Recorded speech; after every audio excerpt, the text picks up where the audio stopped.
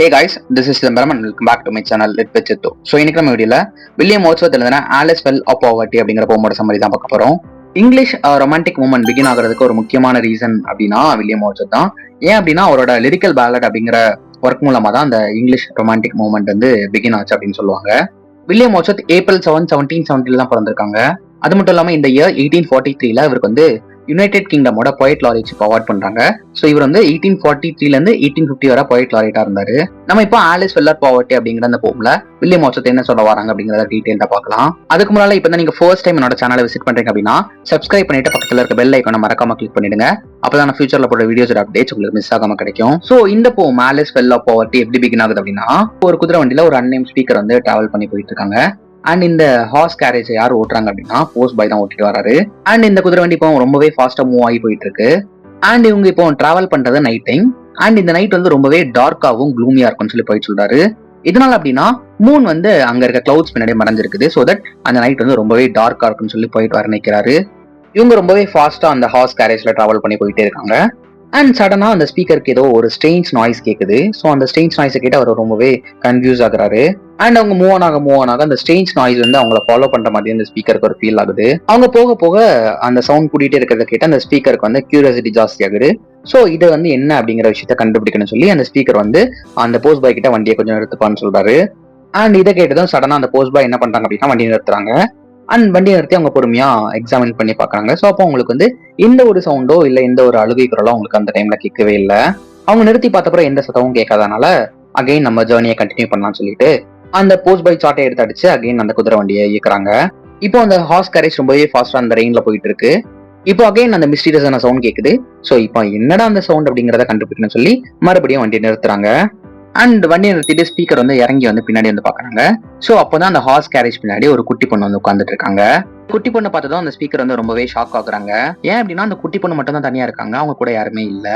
அப்புறமா என்கொயர் பண்ணி பார்க்கும்போது தான் அந்த குட்டி பொண்ணோட நேம் ஆலிஸ் ஃபெல் அப்படிங்கிறது தெரிய வருது.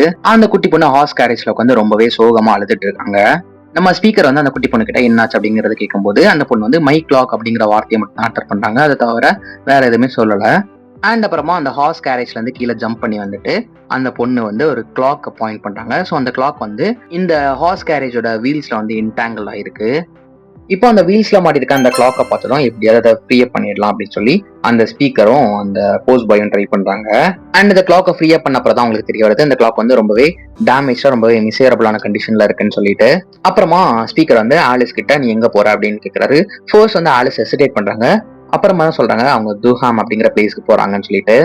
அகைன் அவங்க ஜேர்னியை கண்டினியூ பண்றதுக்கு முன்னாடி இந்த ஆலிஸ் அப்படிங்கிற பொண்ணுக்கு என்ன பிரச்சனை அப்படிங்கிற விஷயத்த அந்த ஸ்பீக்கர் தெரிஞ்சுக்கணும்னு விரும்புறாரு. அண்ட் ஆலிஸ் கிட்ட நீ யாருமா அப்படிங்கிற விஷயத்த கேட்கும்போது அவங்க ஃபர்ஸ்ட் நல்லா ஹெசிடேட் பண்றாங்க. அப்புறமா கொஞ்சம் கொஞ்சமா அவங்களோட பர்சனல் ஸ்டோரியை ஷேர் பண்றாங்க. ஆலிஸ் இப்போ வந்து அந்த ஸ்பீக்கர் கிட்ட ஷீஸ் ஃபாதர்லெஸ் அண்ட் மதர்லெஸ் அப்படிங்கிற விஷயத்த சொல்றாங்க. அதாவது அவங்களுக்கு அம்மா அப்பா யாரும் இல்ல, அவங்க ஒரு ஆர்ஃபன், அதாவது அவங்க ஒரு அனாதை அப்படிங்கிற விஷயத்த சொல்றாங்க. ஆலிஸ் இப்போ ரொம்பவே வருத்தமாவும் ரொம்பவே அப்செட்டாவும் இருக்காங்க. இதனால அப்படின்னா அவங்களோட ஒன்லி பொசிஷன் வந்து அந்த கிளாக் தான். ஆனா இப்போ அந்த கிளாக் வந்து அவங்க கிட்ட இல்ல. அண்ட் இப்போ ஆலிஸ் கிட்ட நம்ம ஸ்பீக்கர் வந்து நான் உன்னை துர்ஹாம்ல ட்ராப் பண்ணிடுறேன், ஸோ நீ வந்து என் கூடயே வந்துடலாம் அப்படின்னு சொல்லி சொல்றாரு. ஆனாலுமே ஆலிஸ் வந்து ரொம்பவே அழுதுட்டு இருக்காங்க. ஸோ இவங்களோட அழுகையை வந்து அந்த ஸ்பீக்கரால தடுத்து நிறுத்த முடியல. கடைசியா இவங்க வந்து ஒரு டேவனை வந்து ரீச் பண்றாங்க, அதாவது ஒரு உணவகத்துக்கு வந்துட்டாங்க. அப்புறமா ஸ்பீக்கர் வந்து ஆலிஸோட சிச்சுவேஷனை அந்த டேவனோட இன்கீப்பர் கிட்ட எக்ஸ்பிளைன் பண்றாங்க. அண்ட் ஸ்பீக்கர் அப்படியே அந்த இன்கீப்பர் கிட்ட கொஞ்சம் மணி கொடுக்குறாங்க. அதாவது எதுக்காகனா ஆலிஸ்க்கு வந்து ஒரு புது கிளாக் வந்து வாங்கி கொடுங்க. அண்ட் அந்த புது கிளாக் எப்படி இருக்கணும் அப்படின்னா ரொம்பவே ஆலிஸ்க்கு கம்ஃபர்ட் தரணும், அது மட்டும் இல்லாம அது வந்து டஃபில் கிரே கலர்ல இருக்கணும்னு சொல்லி சொல்றாரு. ஸோ அந்த ஸ்பீக்கரோட ரிக்வஸ்ட் படியே அந்த இன்கீப்பர் வந்து ஆலிஸ்க்கு வந்து அவங்களுக்கு ரொம்பவே கம்ஃபர்ட் தரக்கூடிய ஒரு கிளாக்கை வாங்கி கொடுக்குறாங்க. அண்ட் நெக்ஸ்ட் டே வந்து அந்த புது கிளாக்கோட ஆலிஸ் வந்து ரொம்பவே ஹாப்பியா ரொம்பவே ப்ரௌடா இருக்காங்க. அண்ட் இந்த போம் எப்படி கன்க்ளூட் ஆகுது அப்படின்னா அந்த ஸ்பீக்கர் வந்து ரொம்பவே சாட்டிஸ்ஃபைடாகவும் ரொம்பவே கம்பேஷனேட்டாகவும் இருக்காங்க. இதனால அப்படின்னா அவங்களால முடிஞ்ச ஹெல்ப் வந்து ஆலிஸ் ஃபெல் கொடுத்துருக்காங்க. ஸோ இதனால வந்து அவங்க ரொம்பவே கம்ஃபர்ட்டா ரொம்பவே வார்ம்தா ஃபீல் பண்றாங்க. ஸோ அந்த ஸ்பீக்கர் வந்து ரொம்பவே சந்தோஷமா இருக்கிற மாதிரி இந்த போமை வந்து வில்லியம் வொர்ட்ஸ்வொர்த் கம்ப்ளீட் பண்ணியிருக்காங்க. இந்த போம் மூலமா போயிட்டு என்ன சொல்ல வராங்க அப்படின்னா நம்ம பண்ற ஸ்மால் ஆக்ட் ஆஃப் கைண்ட்னஸ் கூட தேவைப்படுறவங்களுக்கு பெரிய கம்ஃபர்ட்டை தரும் அப்படிங்கிற விஷயத்த சொல்றாரு.